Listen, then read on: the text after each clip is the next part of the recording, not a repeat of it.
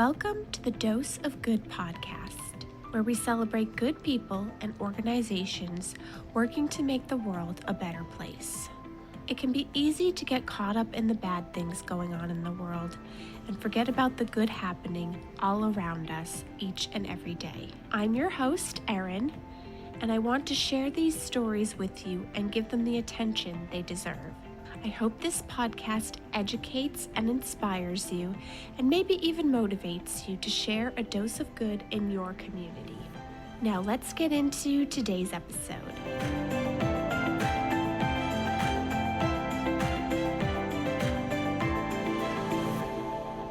Today's episode features Haven, and I speak to Loryn Camp, Youth Program Manager. I do want to let you know up front that this episode addresses domestic violence, as this is the nature of the work that Haven does. So just to let you know that up front. But this was extremely educational for me, very informative, I think very important for people to learn about and listen to. So I hope that you enjoy learning right along with me. And now let's get into the episode. Today I'm here with Loryn Camp, Youth Programs Manager at Haven. Thank you so much for joining me today. I'm so excited to be here. Great. So could you start by telling me a little bit about Haven and its mission? Totally. So Haven is the largest crisis center in the state of New Hampshire. We are with the Rockingham and Stratford counties, so we're in the seacoast of New Hampshire, and we help survivors and people who need help like that. So we have so many things that we do. We have a housing program. We have a really big client services department who helps with protective orders or housing issues, any help a survivor might need. We have our outreach department. We have a lot of volunteers. And then we also have our education department and our Camp Hope department, which is what I am the manager of. And our mission is to help survivors get back to their regular life, be able to heal and have whatever resources they need to find safety and then to stay safe after, and dealing with not only the physical and emotional effects of being a survivor, right, but also helping the community around them, people who maybe have a loved one or a family member who's been impacted. Everyone deserves help, and that's always our goal, making sure that everyone is safe, everyone has the resources that they need, and always has someone on their side to help them through really tough situations. Sure. Yeah. And you kind of just give a great overview. I know, that's a huge thing. But as far as like services that you offer, do you want to go into any more detail on any of those? Totally. So our client services department is our biggest department. They do so much incredible work. One of those things being our helpline. So we have a cell phone number that is available 24 hours a day, 7 days a week, 365 days a year. It is never off. It is never closed. It is staffed every single second of the day for anyone who could need it. Our advocates are so well trained to help anyone in any kind of scenario, whether that's someone who's just reaching out for help to talk about something, to see what their options are, maybe legally, or just getting that emotional support. Maybe they are fleeing from danger and they need a place to stay, or they're leaving a situation and they need someone to help them find resources to help them pay. Whatever that could be. We also are always available for hospital visits if someone does need to go to the hospital for whatever reason that may be. Mostly that is a rape kit or something like that. We will have an advocate go with them if that's what they want. We have people who go to court with our clients, whether that's to get a protective order, just a hearing, any kind of criminal or civil case that they just might need someone to sit there with them to help them through it. We also have our advocates go to child advocacy centers, which is a very specific way that children are interviewed if they have experienced something like sexual violence, domestic violence themselves. And it's done by a professional forensic investigator to make sure a child never has to interview many times by different people, because it's an incredibly horrible, terrifying situation, especially for a child. So our advocates will go with them and help out the families and help out the kids and just make them feel comfortable in a really scary scenario. They are like my ultimate heroes. I look up to them like client advocates like so much. Like they really do such amazing work. And we also have our shelter, right? So we help people. We ourselves have a shelter where we house families. We also have a transitional housing program. So we help people find apartments. We work with landlords to see what kind of rent we can cover, because getting back on your feet can be so hard, especially in the housing crisis that we are in. Yes. And there's just like so much, really anything that someone needs from us, we're going to do our best to help them.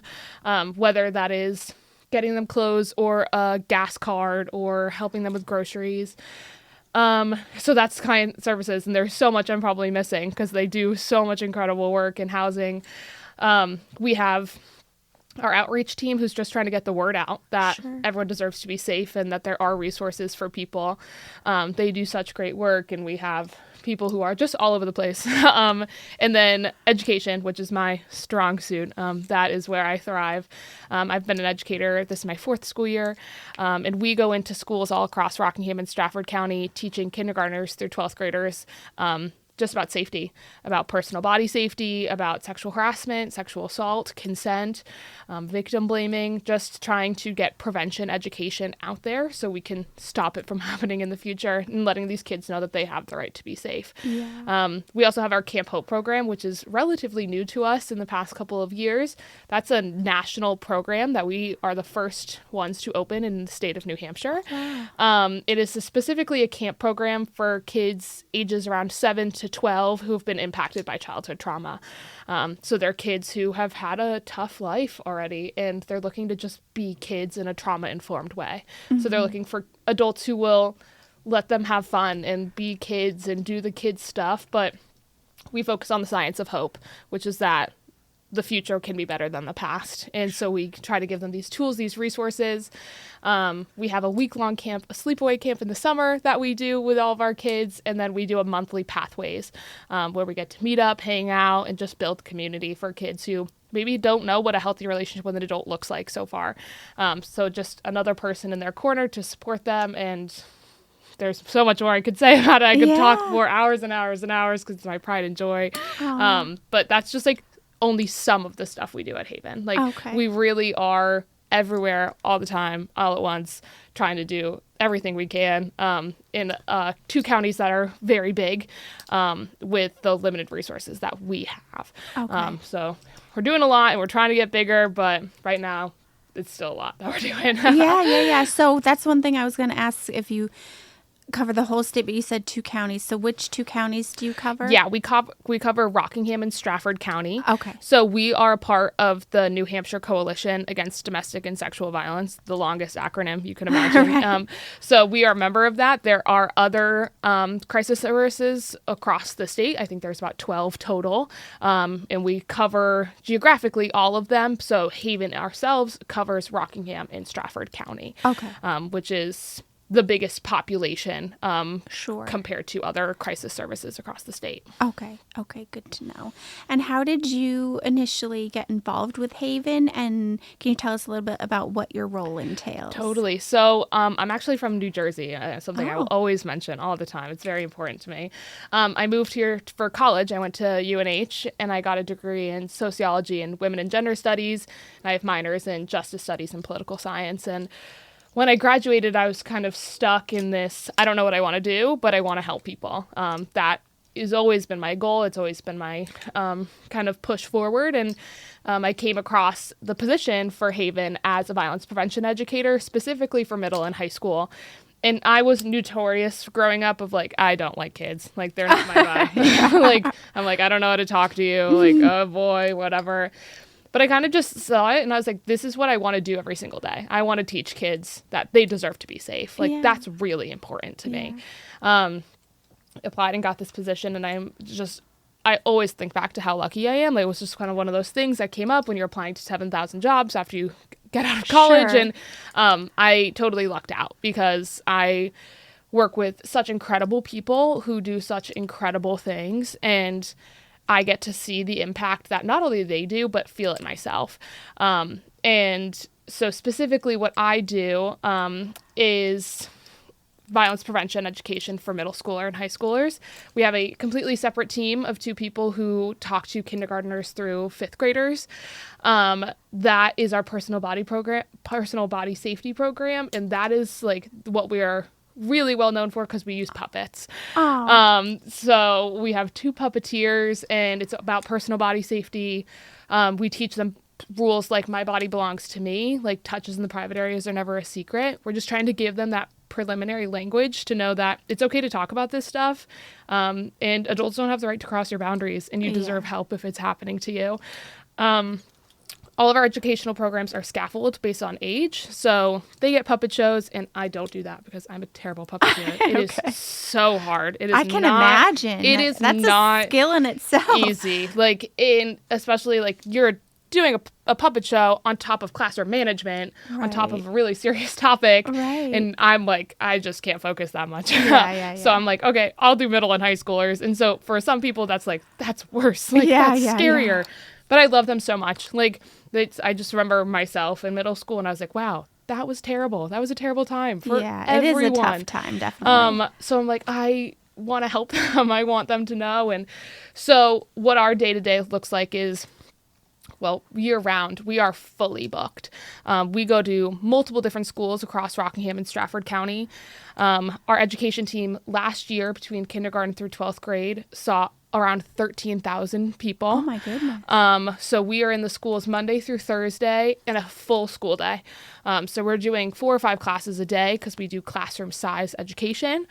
Discussion-based models work better. And so by that, you mean doing it in a classroom size versus like an assembly? Yes. Okay. Right. So assemblies, like, they tend to, I remember sitting in assembly. Attention. I'm like, who's here? I'm like, I don't know who's talking right now. And because we just try to be on their level. I'm like, I'm just trying to be honest with you. I'm trying to be blunt, but like, it's because I care about you that we're going to maybe have an awkward conversation that you're not having somewhere else. Right. And we're there. Some schools for middle and high school, we're there for 2 days total because their school is really small. Then there's some schools we go to where we're there for 6 weeks because they have so many students and we're seeing all of them, and it just takes a lot of time. What I love about my job so much is, like, I'm always on my toes. Like, we do the same presentations for a grade. So 6th grade has their own, 7th grade has their own, 8th grade, 9th grade, 10th grade, 11th grade, 12th grade. So there's about 10 different programs that me and my co-facilitator will run. That's a lot to know. And especially right out of college, like, your first day, you get this binder and they're like, okay, this is what you got to know. And you're like, oh, okay, I'm on it. But now it's like just so built into my brain. And a lot of it is, for me, common sense, right? It's stuff like everyone deserves to be safe. Like, you have the right to be safe, and people do not have the right to make you feel unsafe. And so it becomes like a part of you, this programming, and I use it in my daily life all the time because it's stuff that matters. We're talking about consent. We're talking about victim blaming.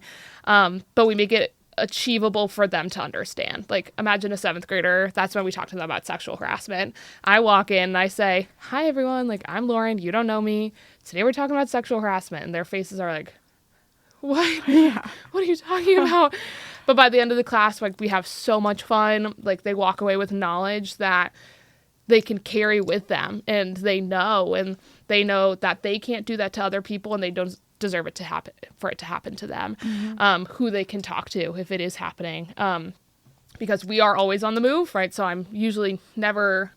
It's not my goal to be that kid's one resource myself, right? But we always offer Haven services like our helpline, and talking to a trusted adult, getting the help that you need.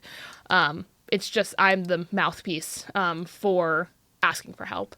And I can absolutely help them. If they come to me, I can work with them. I've done that a lot. But the goal is just to get prevention education out there, knowing before it happens that it's not okay. If it does happen to you, what do you do next? Because I know that's something I didn't have growing up. And when we talk to so many adults, we talk to teachers and counselors and paras, like, that's what they say. They're like, I wish I had had this when I was younger. I wish I would have known that. That could have saved me a lot of trouble in my life. And I'm like, that's why we're doing it now. Like, that's why it's so important to do it now. And so that's education. And then Camp Hope is an entirely different realm. I'm the manager of Camp Hope. So basically, that's just a bunch of wrangling. We have a lot of families. We have a lot of people. These are families that are in active trauma. So they sometimes have a hard time doing day-to-day things because they're so stuck in this survival mode. So it's just a lot of figuring things out, getting a sleeping bag for this kid, getting clothes for this kid, running the camp itself when it comes, and then our monthly Pathways events that we do once a month, which are pretty simple and low-key, but there is so much strategic planning that goes into making sure that kids are entertained for 2 hours and not causing chaos. Yeah. So it's all balanced somewhere. Some weeks are crazier than others. Some schools are crazier than others, but we try our best, and that's the nonprofit lifestyle. Trying our best, for sure. Yeah. So just a couple follow-up questions. Yeah, I talk a lot. So no, you that's ask okay. me every I love question. it. I think that's great. But the first, because you mentioned talking to a safe adult, do you teach them like how to know who a safe adult is, and also on the other side, things to look out for in maybe someone that isn't a safe adult? Totally. So yeah, we, starting at a very young age, talk about trusted adults. And really what comes with a trauma-informed lens and education, which is what we are totally based on, is I'm not going to tell you who that is. Right. The feeling of trust we describe as it's different depending on age, but starting really young, we're like, something like is making you feel uncomfortable. Like, who do you think? Like, who comes into your head? Like, who do you want to talk to about it? Who do you feel like is going to listen to you? And as we get older, they understand that trust more. And again, like, I'm never going to say who that should be for you. Right. I give them options. I say it could be, of course, a parent or an adult at your house, right? But it could be a teacher, a counselor, a coach, the parent of a friend, right? Well, whoever it is for you, because we never know what their home lives are like. And they maybe are thinking to themselves, oh, it should be my mom. It should be my dad. And it's not. Right. And I'm never going to put the pressure on them to be like, that has to be who it is, right? There's so many other options for you. And one of the biggest things we teach starting in kindergarten, first grade, second grade, and we still talk about with seniors in high school is, let's say that you go to a trusted adult, something's happening, you're talking to them, they don't believe you, or they don't help you, they don't have the capacity to help you. What do you do next? And for some of these kids, they're so stuck. They're like, oh, I have no idea. Like, wait, that was my one option. Yeah. And we're like, no, you keep telling.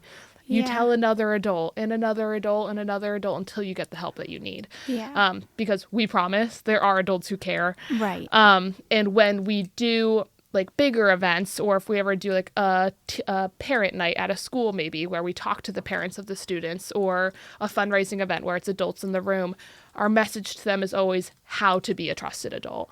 Because no one tells you how to do that either. Like, that's a really hard thing, right? We hope from the bottom of our hearts that all parents are well-intentioned, that they're all trying their best to be good parents. Is that always true? No.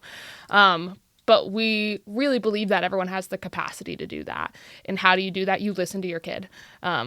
You try to understand them. You don't make them feel bad for coming to you. You don't make it feel like this is a huge stressor on your life that they're coming for help. Yeah. Because when a kid is talking to you and they're disclosing something to you, how you react is how they're going to feel. So if you're angry at the perpetrator, someone who did that, whatever, you come across as angry, that kid thinks you're angry at them.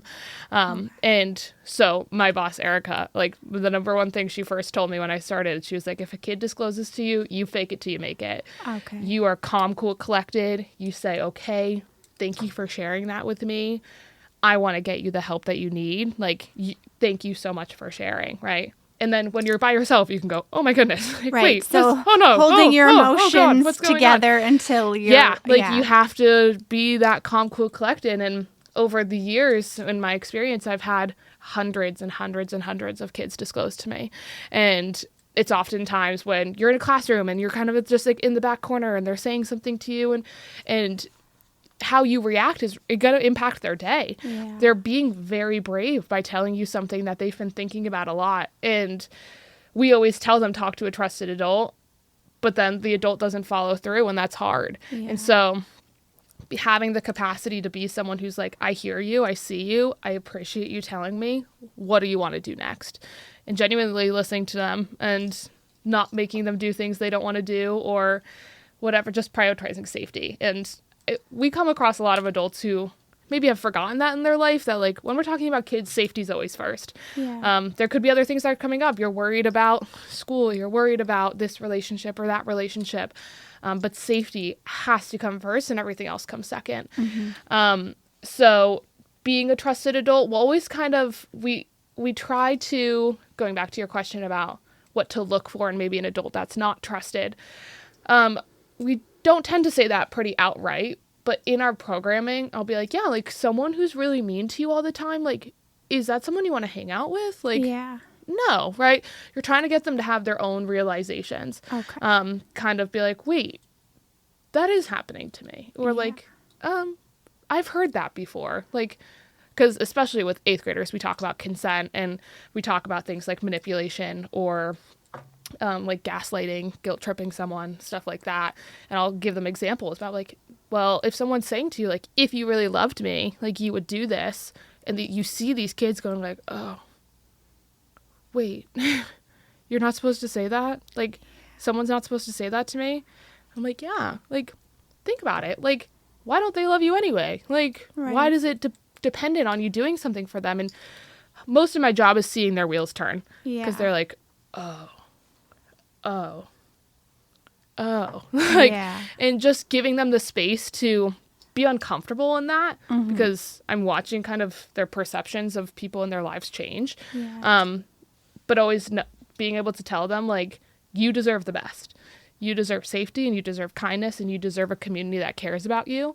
And to have a community, you need to be a part of the community, which means you also need to respect other people. Yeah. Because you're also dealing with, like, me specifically, middle schoolers who, like, sometimes that's the joke, is to be rude.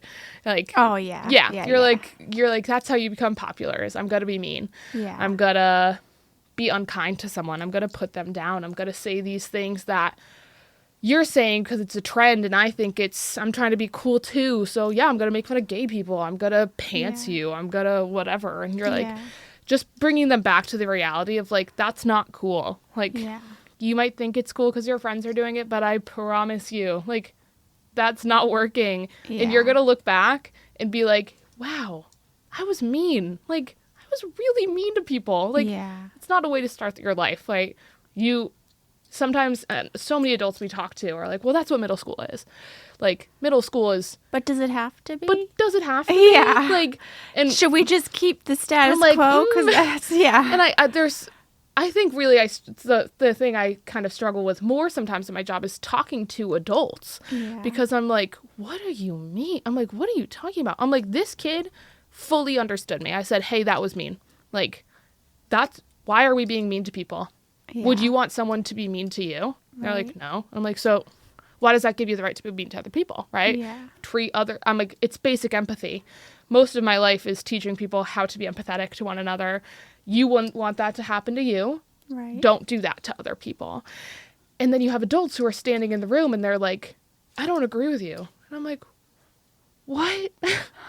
Why are you here? Like, wait, what's going on? Like, or adults you talk to, I tell them about my job and they're like, oh, well, doesn't that, like, I don't know, like, we're making these kids soft. Like, we're like, life is going to be hard. Like, they have to be able to deal with it. And I'm like, but I'm often awestruck by that. I'm like, that's really sad. Like, I can see through that. And I'm like, that means you've had a tough life. Yeah. And that's what you've been taught, is that you have to be mean to survive in this world. And that's just absolutely not true.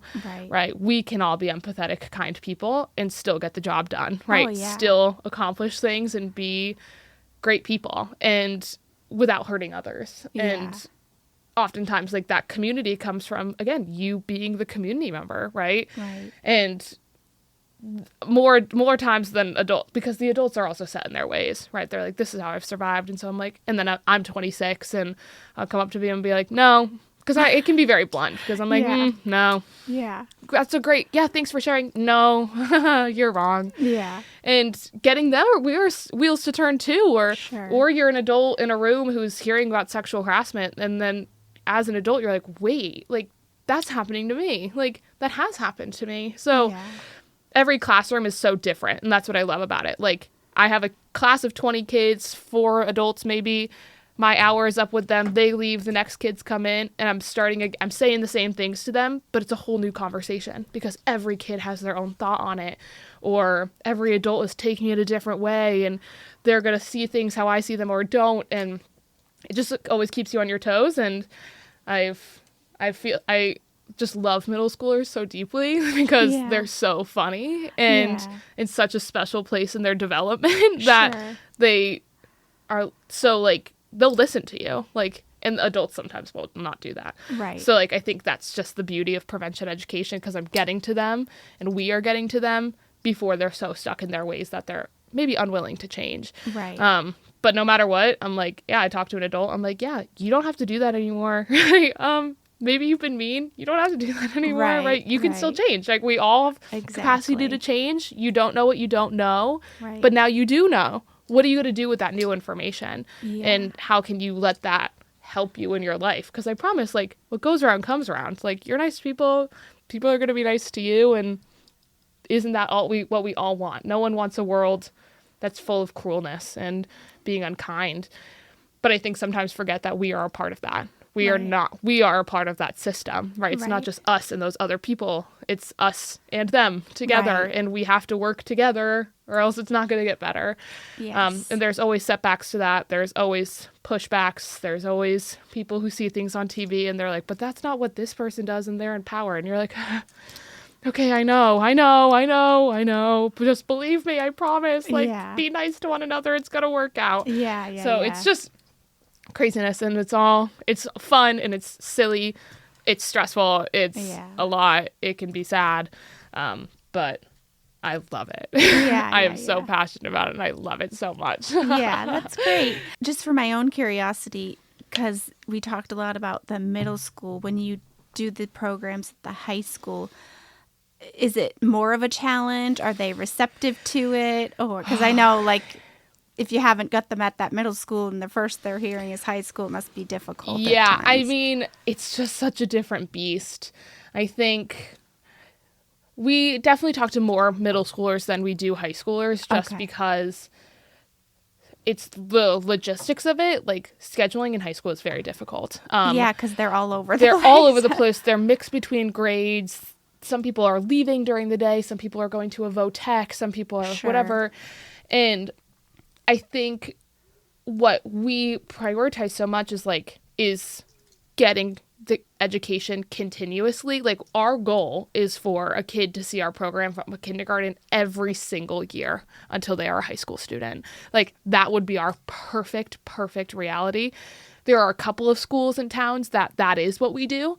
But oftentimes it can't be like that for a boatload of reasons, whether the high school is not inviting us in or we don't have capacity. That's always our biggest struggle, is capacity. Because there's only 2 educators for middle and high school. It's me and my co-facilitator, Michelle. So we're fully booked. And so if a school reaches out and they're like, hi, we're interested, we'd love for you to come in, our unfortunate answer right now is we can't. I wish we could. Right. I really you only wish have we so could. much I wish time I could amongst clone yourselves. myself. I wish there was 17 more of us. But it's the capacity piece, and that's the nonprofit world. That is hard, and especially this last year with funding, it was horrendous. It was scary. There was so much confusion about it. So high schoolers, I love them too. I do love them because they're silly in their own way. Like, most high schoolers are unwilling to say anything to you. Like, it's just a lot of talking to yourself, but you know they're listening. Okay. So, like, they're not willing to engage in that dialogue with you as much as middle schoolers, but that doesn't mean they're not paying attention. Okay. Oftentimes, it's more hard-hitting for them because by that place in their life, they've experienced more of what we're talking about. It is much more likely that in a group of 25 high schoolers I talk to, statistically, at least 3 or 4 of them have been personally impacted by sexual violence, if not more. And then that statistic gets bigger if we're talking about people who know someone else who's been impacted by sexual violence. So it's hard for them to vocalize that. Be like, this isn't me learning about something that could happen to me one day. It has happened to me. And you're also in high school and you don't want everyone to know your business. And it takes a lot to be able to, sometimes sharing in class, whether you're telling something personal or not, people can take it as, oh, you know what you're talking about. This must have happened to you. And rumors in high school are vicious, and I will never, ever, ever like be mad at a high schooler who doesn't want to talk to me. I would be happy to just sit and talk to myself. And my co-facilitator, Michelle, we have this bit where we kind of are, we literally will be presenting, but no one wants to talk, and you got to make it fun for yourself. And you're like, oh, Loryn, what a great question. Oh, thank you, Loryn. I know, right? And you're trying to get them to laugh. You're trying to get them to have fun, not feel bad for not wanting to share, because I am not mad at them for that, right? And we'll have teachers sometimes be like, you need to share. Like, you need to raise your hand. You need to participate. And I actively will be like, I don't expect that from them. This is a challenge by choice scenario, right? You get to decide what you want to say to me. That's respecting your boundaries, which is a huge thing for me. I'm like, why would I force you to share if you don't want to share? Right? I wouldn't want to share if I didn't want to share. Like, so sometimes they can be really quiet. Like, we'll go a 90-minute class and I don't have one word and out of them, and you're like, okay, bye, right? And then there's some classes who maybe you have more like the jocks or like the people who have the reputation of not caring as much. And again, I'm trying to be a clean slate for every single person, because I'm like, I don't know you. I don't know your story. I don't know your life, whatever. And you sometimes see those stereotypes play out in real life where they think it's easier to be funny than to take it seriously. So high schoolers are the group that's more likely to joke about sexual assault, joke about rape, joke about this happening to other people, or make a joke of it happening to their friend and being like, haha, like using terrible language. And it's, I can understand where they're coming from, because they're like, I don't know how to sit with this and feel this uncomfortableness in my body. Like, I need to make it funny. And what we'll always say to them, whether they're a sixth grader, whether they're a high school senior, I'm like, it's okay to laugh. Like, it is okay to laugh, but we're not going to laugh about what the actual content is. We don't laugh about what rape is or how it impacts people, because that's not funny, right? That really impacts people. If you need to laugh because you're uncomfortable, though, go for it, right? That makes sense to me. Like, I am a nervous laugher too. I'm just going to sit here and giggle, right? And I think high schoolers you can be a little bit more blunt with, because like if a kid is really just not being respectful or whatever, I am much more likely to look at them in the eyes and be like, yeah, so you have to stop now. I think you're freaking out your classmates, and you should probably, knock it off and be a nice kid. And you see them be like, whoa, yeah, sorry. Right? I'm like, yeah, like I'm not, I think it's also different. So my co-facilitator, Michelle, she's 29 years older than me. And so I'm 26, and it's such a perfect combination because she is a mom. She has 2 kids, so she has that mom perspective, and she has kids my age, and obviously kids like she raised throughout high school. She's like, I know how to deal with that, right? So she brings that perspective and can give that mom voice and that authority and that wisdom. And me, I'm like, dude, you're not even 10 years younger than me. Like, knock it off. Like, you're not being silly or fun. Like, and that combination of the two of us, like, it's someone like maybe can more so relate to, and then someone who like, oh, that's like, it's like could be my mom's friend. Like, I don't want to be mean to either of these people because that's a weird spot, right? So I love them deeply. I do. High schoolers, it's a hit or a miss most days, but no matter what, they're listening. We'll have a class where no one talks, but I see kids crying. I see kids be upset. I see kids needing to leave the classroom. And a lot of our work is what we always say on tough days. We're just here to plant seeds. We're not going to see the direct impact of our work today, but it's down the line. It's 20 years from now when they're like, oh, I shouldn't do this to other people, right? It's just planting that education that they can grow on. But what we hear a lot from guidance counselors we work with, or teachers or principals or deans, is that when we leave, kids will go report to their trusted adult. That's oftentimes things we hear, right? we see them upset in their class. They didn't talk. They didn't say anything. But at the end of the day, they went to their guidance counselor and they're like, I need to talk with you. And that is my goal. Yeah. And we always joke with our guidance counselors too that like we kind of create a little tornado when we come in because we just are stirring everything up, and then we're like, okay, bye, see you later. Here are all your kids who are maybe sad, right? But that's what I would do every single day, because I'm like, these kids have been holding it, and now they feel like they can talk about it. So yeah, sorry if I'm increasing your workload, but like we all are in the same team that we want them to get the help that they need, and I'll help in any way that I can, but I'm also like, bye. Yeah. I got to go talk to another group of kids. Right. So that's why our helpline is also always something we tell them about every single time, every class. We are mentioning it. We're like, call this number if you need it. It's confidential. It's free. You don't need an adult's permission to use it. We have a texting or chatting feature if you don't want to call, right? We're making it as accessible as possible to them, because I know that in high school, I didn't want to call people. Yeah. I was like, I was like, I'm going to text them. Yeah. And that's what all these kids say too. And so, again, we're trying to expand those hours, because that's texting or chatting is unfortunately not a 24-hour-a-day thing. It's 9 to 5, 9 to 4, Monday through Friday. And that is a big thing we're trying to push and expand, right? But it always comes back to capacity. Like, we're trying our best with what we have. And that's what we can do right now. Yeah. But I love high schoolers. They are silly, and they make me laugh. At the end of the day, I'm like, okay, that was definitely a high school class. Yes, yes. Okay. So when it comes to the schools, I know you're booked out right now, but let's say thinking about next school year, maybe you're already booked for then too, but do schools reach out to you? Do you reach out to the schools? How does that work? Yeah, so we have never needed to market ourselves. We have consistently been booked year after year. So our education program started about 35 years ago with my boss, Erica, and my director, Sarah. And then we have an old coworker, Emily. So the three of them set the scene for this. Like, because Haven used to be two separate organizations, SAS and A Safe Place. And we merged in 2015. And these education departments kind of came together a little bit, and we have just been genuinely so lucky that we do not need to do any outreach. Schools are coming to us, and we have that resume behind us. We're like, we've been doing this for 35 years. Like, we know how to do this. Like, people are asking us to come back, and so we don't have to market ourselves. Schools, through word of mouth, or they see us at an event, right? Someone's tabling for something.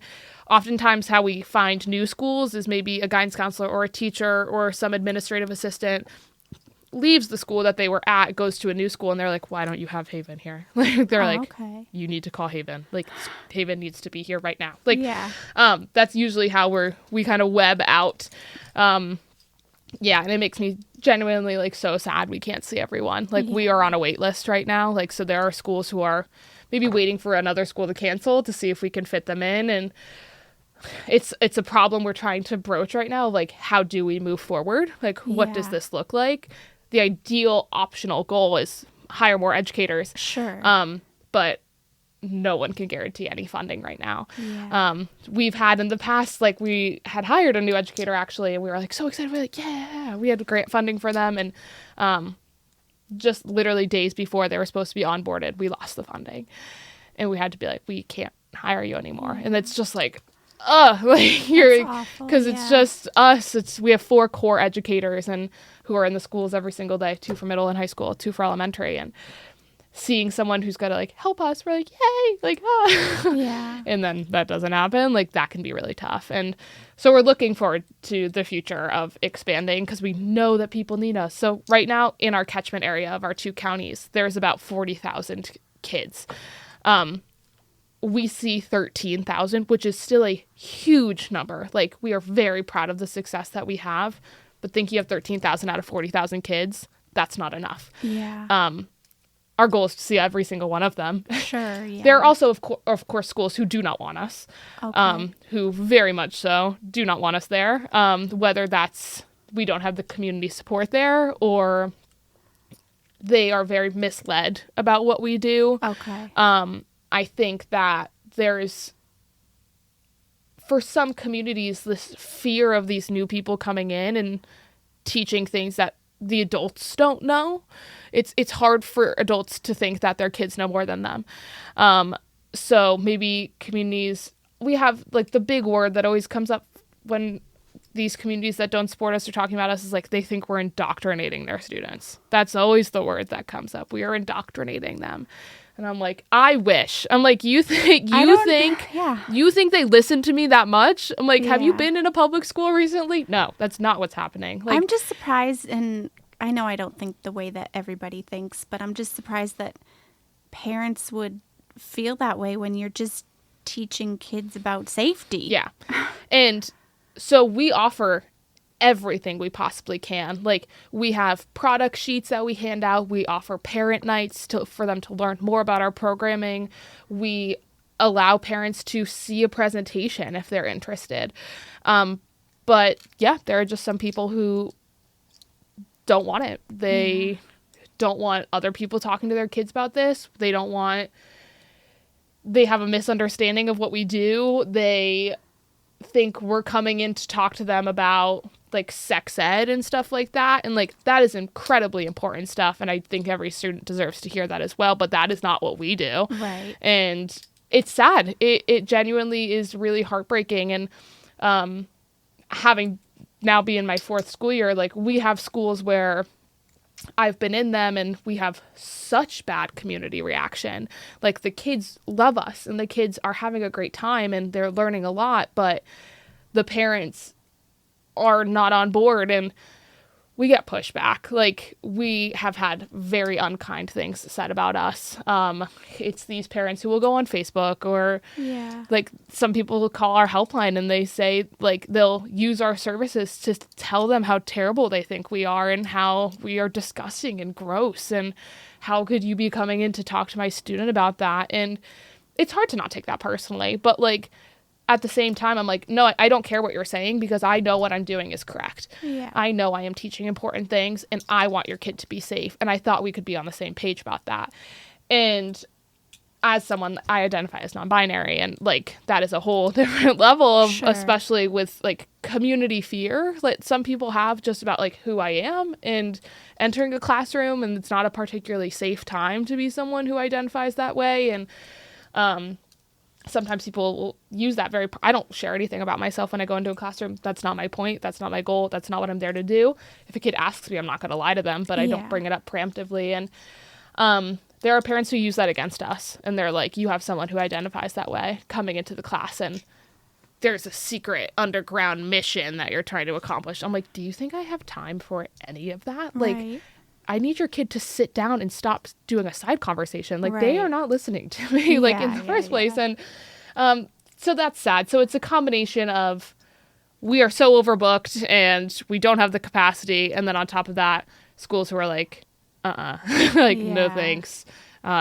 We can't have you here. And I can understand it. There are guidance counselors, there are adults, there are principals and deans who are in a really tough spot of trying to accommodate the adults of their school, the parents of their kids, and also protecting their kids. Oftentimes we're also brought in too of like, if an incident were to happen in a school, maybe it's really unfortunate, but it happens, right? A bus driver who is grooming a student, or an incident of sexual harassment, or a student who was sexually assaulted, and they bring us in afterwards because they're like, oh, like, the light bulb is going off that we need this kind of education. And we try to prioritize those people because we know it is dire and it really is hitting them hard. And but we also work on an honorarium basis. So schools do not have to pay us to come in. We do offer an honorarium. We ask for a certain amount of dollars per student. That's what helps us survive because there is no funding for prevention education. No one will give us money for that. So it's all donation based. But no matter if a school can pay us or not, we will come in.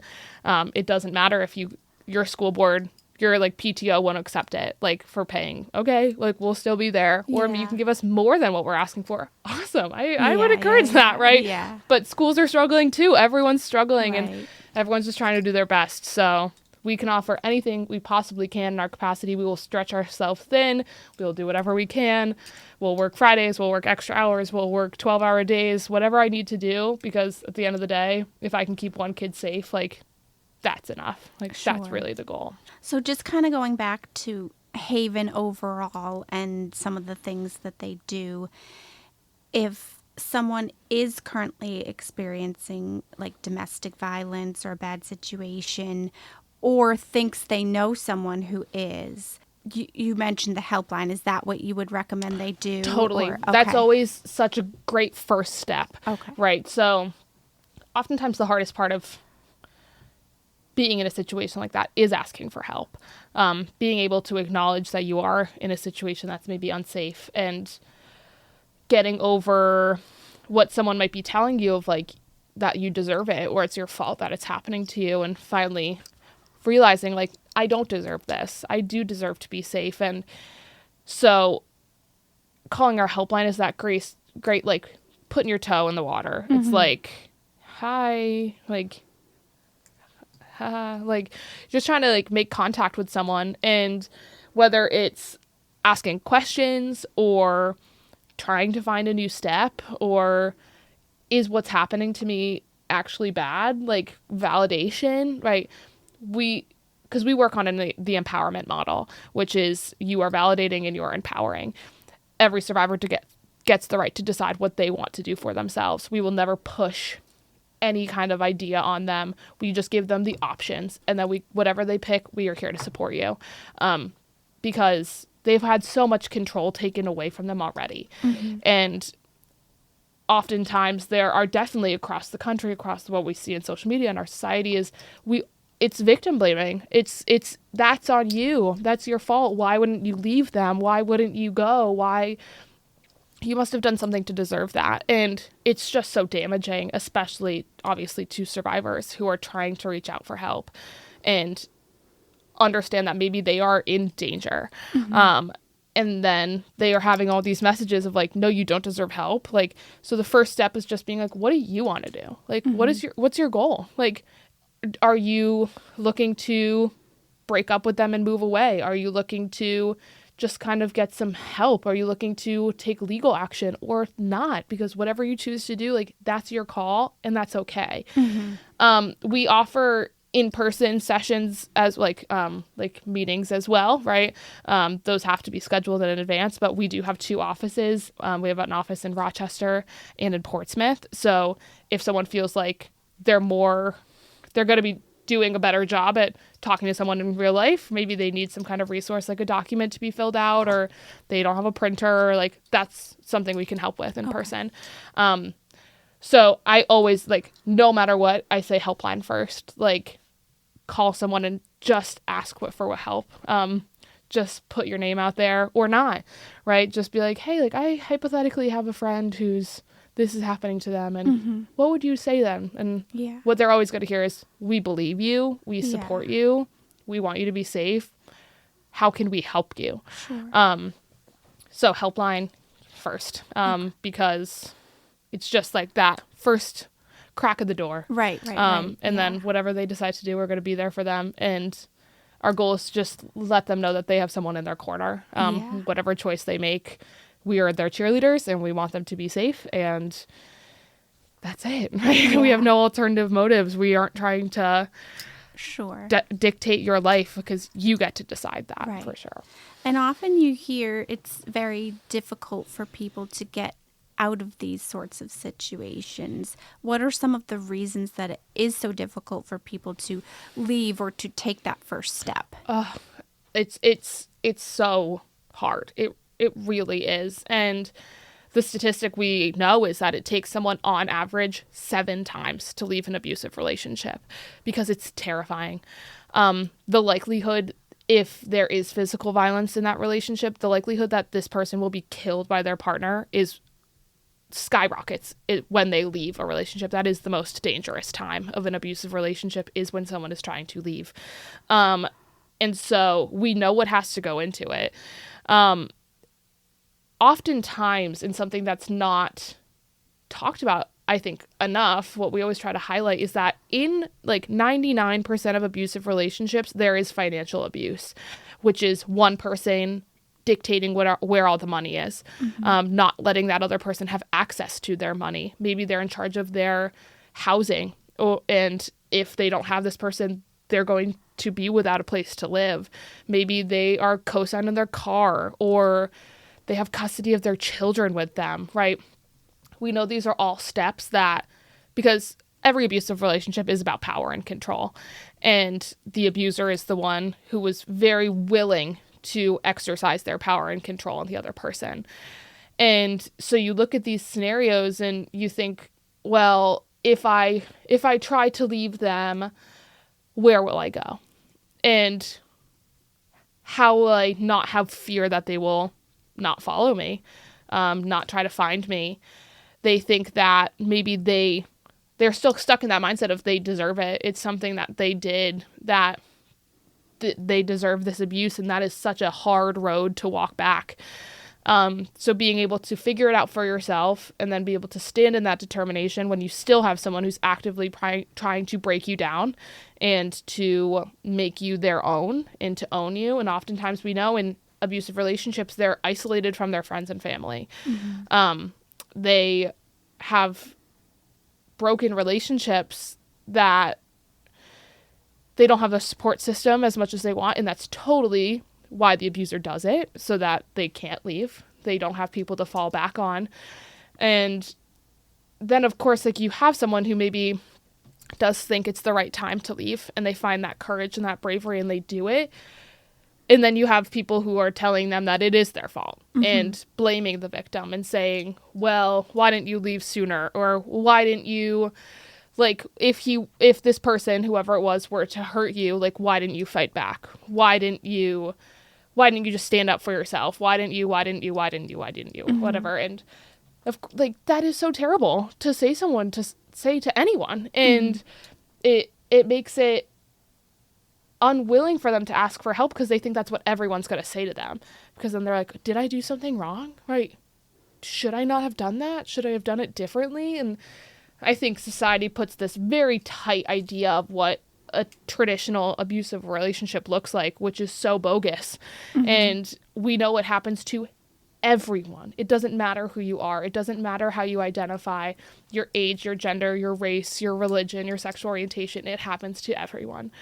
And so especially when you're looking at people who are maybe outside of that stereotypical abusive relationship, which is typically a man who physically abuses a woman. That's what, when you think of an abusive relationship, that's what most people are thinking of: a man physically abusing a woman, which misses 98% of what other abusive relationships look like. Mm-hmm. And so we know that people who are in a part of more marginalized communities, so that includes women, that includes children, people of color, people part of the LGBTQ community, the elderly, like, those people are at such a higher risk to be hurt because they don't have as much power in society, but they're also not as believed as much because they're like, no, that couldn't happen to you. And then for men, if it happens to them, they're like, what? Like, you're a man. Abuse doesn't happen to men, right? Yeah. And it's just like society unwilling to, because it's scary, right? Imagine, like, if people had to, like, really live with the reality that it could happen to anyone, mm-hmm.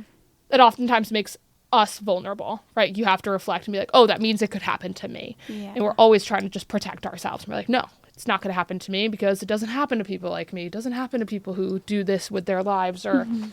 or this whatever. And so I think the hardest part of leaving is not having resources and the fear of not being believed, mm-hmm. and then trying to just continue to live your life, right? Yeah. Because oftentimes abuse is so overwhelmingly a part of someone's life. And we forget that these people have jobs and family and right. responsibilities and children. And it's a lot. It can be hard. Like, it's taking time out of your day to do this stuff and to reset your life. Right. And a lot of people don't have the capacity to do that without help.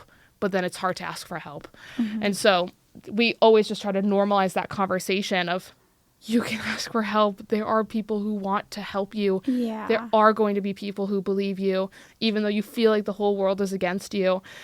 And media does nothing to help that, right? We see these perpetrators of terrible things in all parts of the world who do not get the consequences that they deserve. And so then it's hard for a survivor to be like, well, if that person does that really terrible thing and it's on the news and they're not getting in trouble, like, what does that mean for me? Right?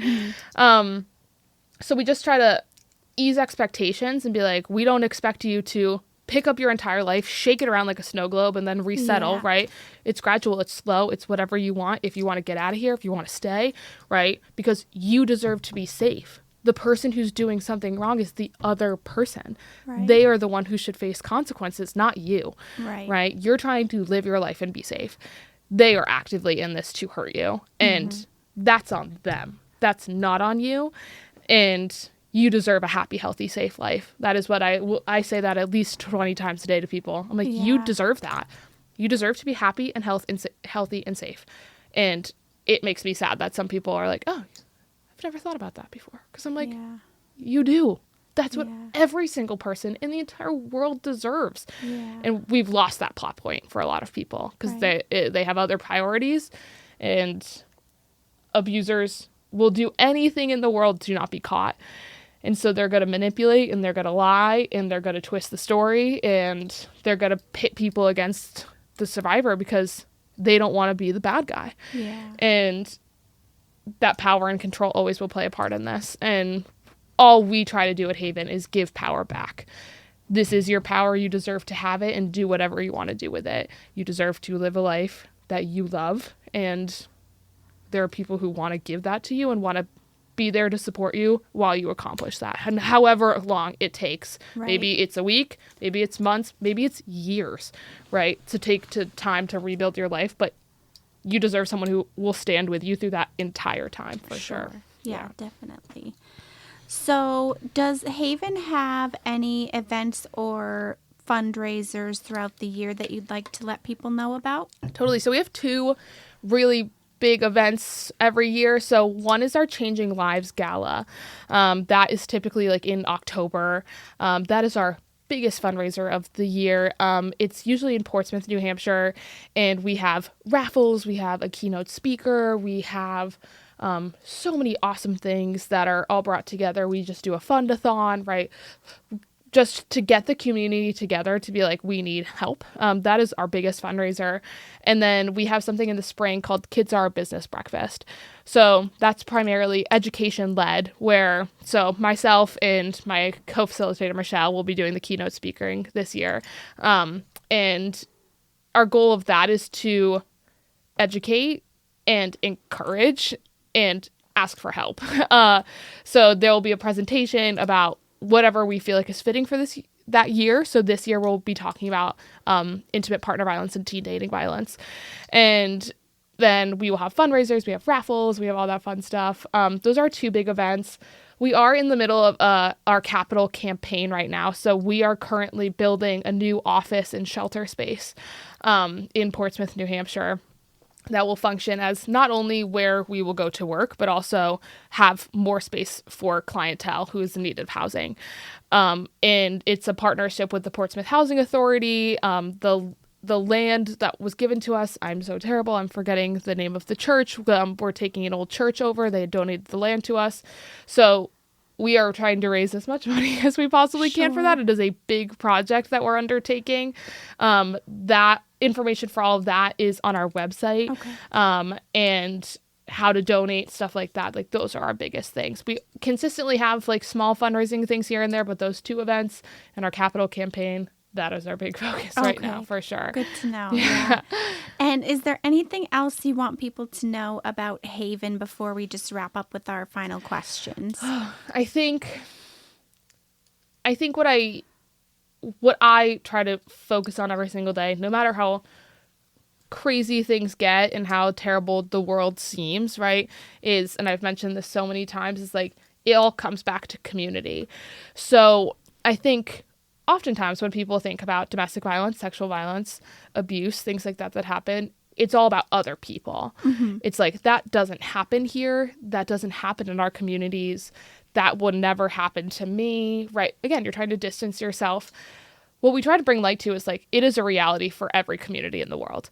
It is happening here. It is not, we are not on some island where that's other. And there are so many people who are amongst us that you don't know their full story and you don't know what's happening with them.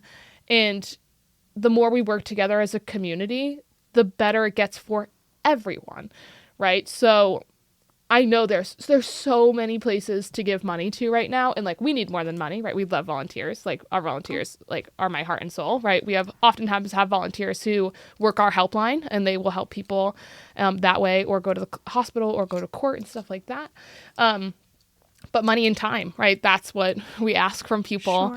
Sure. And every dollar counts, really, truly. Like, especially for education funding, where that's always at risk. That's always at play. We always are nervous of like, are we going to be able to do this next year? Like, sure. I hope so. So I just want people to know that like community is something that you need to give to, and that it will give back to you. When people are safe in your community, it makes you safer. Right. And no one can do this alone, and no one can do life alone. And so, especially the really tough things that we all go through. And it is almost a guarantee that in your life, in anyone's life, you're going to know someone who's been impacted by some kind of sexual violence. And those are our people. Like, that's our crew. That's our group, right? We want everyone to be safe, and everyone deserves that safety. And I just always push that if someone is coming to you and they're asking for help, please believe them.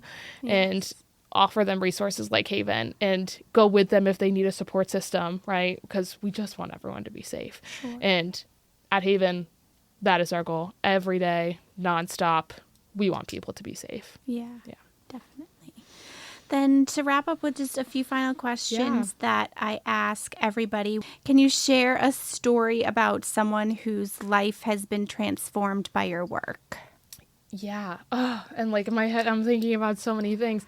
I know that Haven has impacted so many people. That's consistently what I'm told. I go to the grocery store and they're like, I know you work at Haven. Haven saved my life. And like you carry this stuff with you. I think the one that I carry with me every single day is, it was my first year of being in school. So I was a newbie. I was still learning. I was trying my best. And, we were in a class and we were teaching 8th graders, which is a 2-day program. So we'll see them one day and then the next day. And we were talking about consent. We were talking about sexual assault. And there was a student who the first day, like, pretty suddenly left in the middle of our presentation. You could tell they were upset. And we tell them, if you need to go, right? If you need to take care of yourself, that's what I want you to do.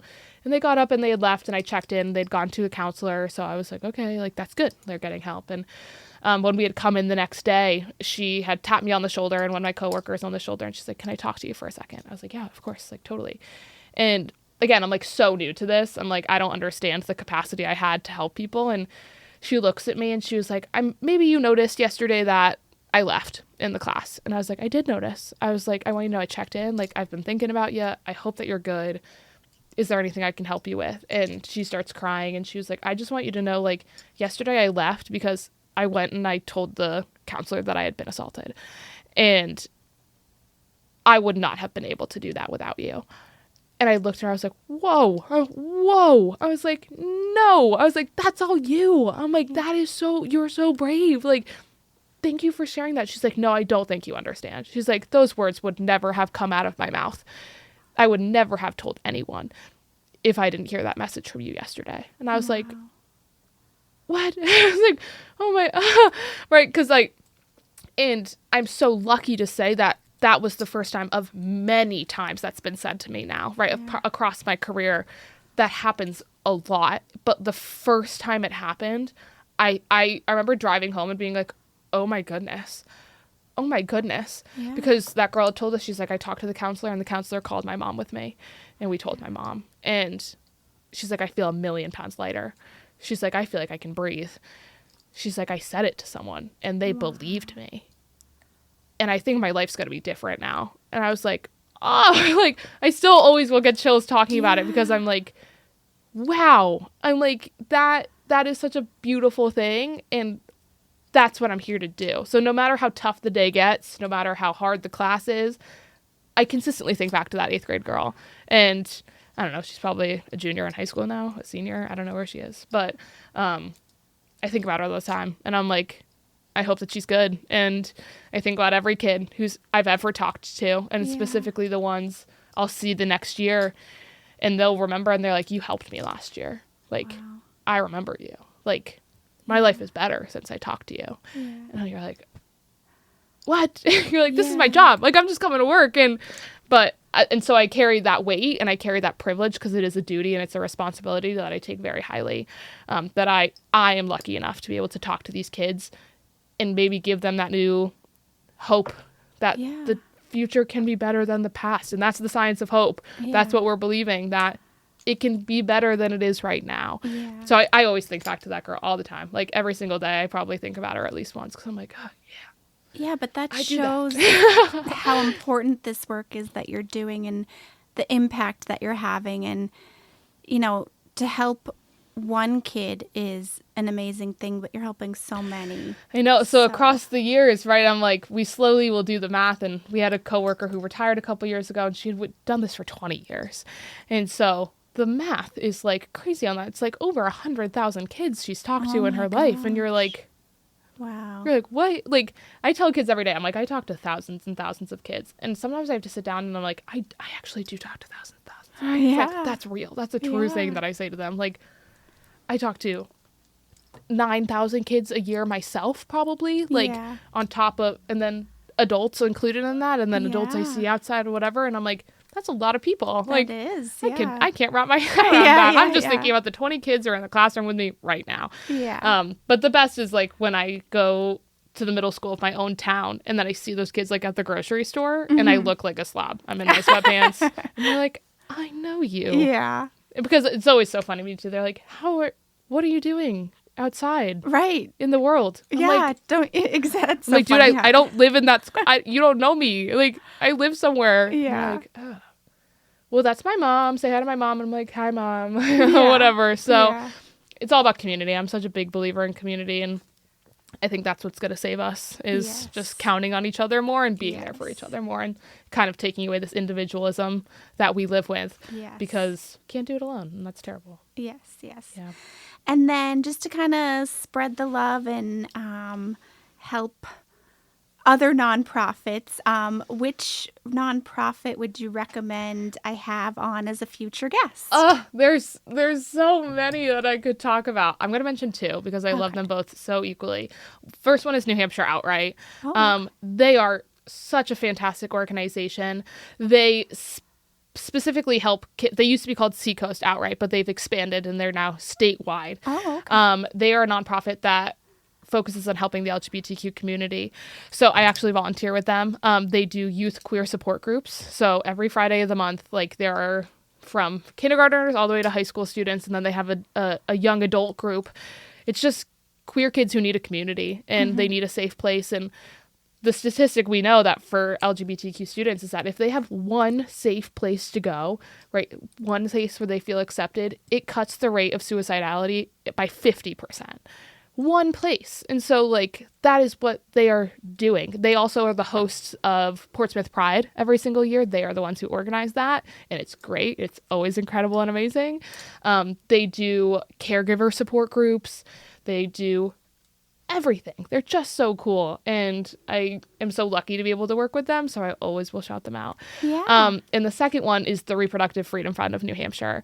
They are the largest abortion care fund in the state of New Hampshire.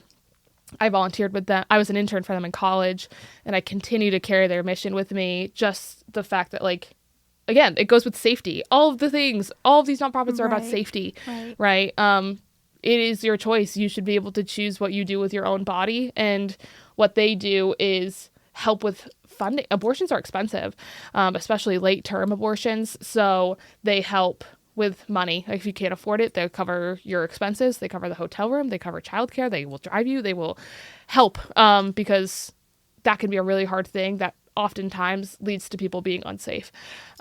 So they are so fantastic. They do so many great things as well. And so I could not describe my love for them enough, both of them. So Reproductive Freedom Fund in New Hampshire and the New Hampshire Outright. Thank you for sharing because it's interesting that almost every episode I'm learning about new nonprofits I never heard about There's before. so many. So, yeah. And I wish I could, like, there's so many. And, like, you want to be a part of all of them, but I'm like, I have 24 hours in the day, just like everyone else. Right. Yeah. Yeah, but I know that I work hard at my nonprofit, and I know that they work hard at their Yes. nonprofits. And that's, again, community is always just giving the love to everyone else who deserves it just as much as we do. Yeah, definitely. Yeah. And then the final question is, what does kindness mean to you? And can you share an example of kindness that you've either experienced or that you've witnessed? I think kindness is just trying to understand someone. I think often we are so isolated and we're like, this is what I do, this is what's right. But kindness is just giving someone a chance to be themselves and letting people be who they really are in a place where you can accept them. I think a lot about kindness. I saw a lot of kindness.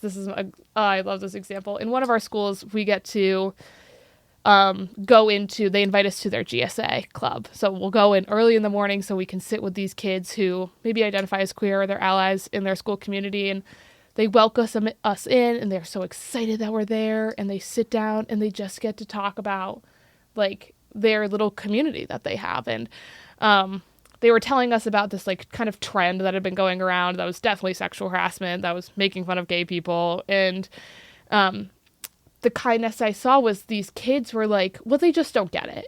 And I think we should teach them. And they're putting together how they need to communicate to their classmates of that's not okay. And you don't get to do that here. It's so easy to let yourself be sad by that kind of ignorance and hardship that's put onto you. But these kids took it as like, no, this is a learning opportunity. Like, they don't understand what's wrong.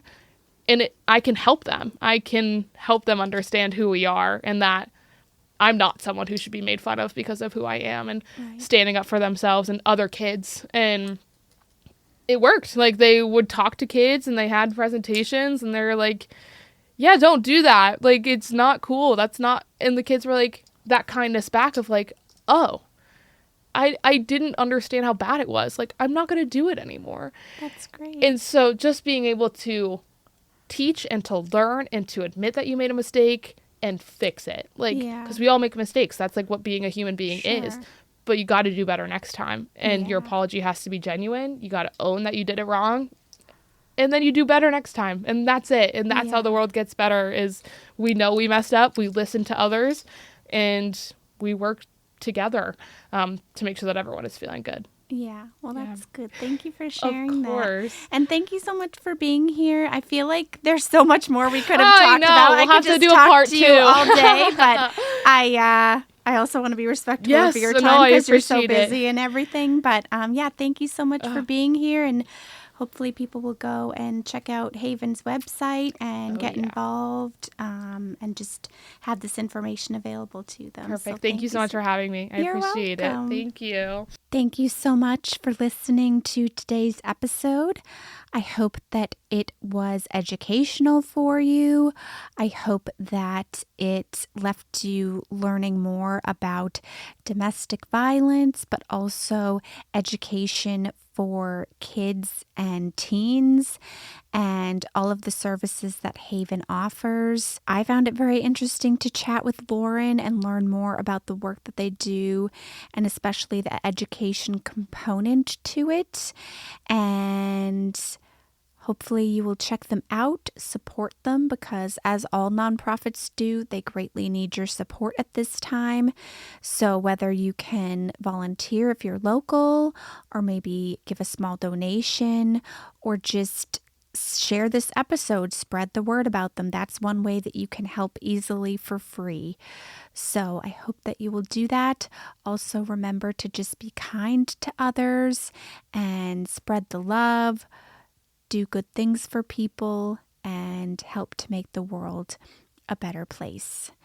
And if you're not subscribed on YouTube, I hope that you will do that so you can check out the video version of the podcast. Also follow on Instagram, Facebook and TikTok to get all the latest information on the podcast. And if you could leave a rating or review where you listen to podcasts, that would really help me out to let more people know about the podcast. Let more people have a dose of good in their day, but also more people to learn about these wonderful, hardworking, and important organizations and individuals who are behind the organizations, because we need them now more than ever, and I really want as many people to be able to learn about them as possible. So thank you so much. Have a great day, and I will talk to you soon.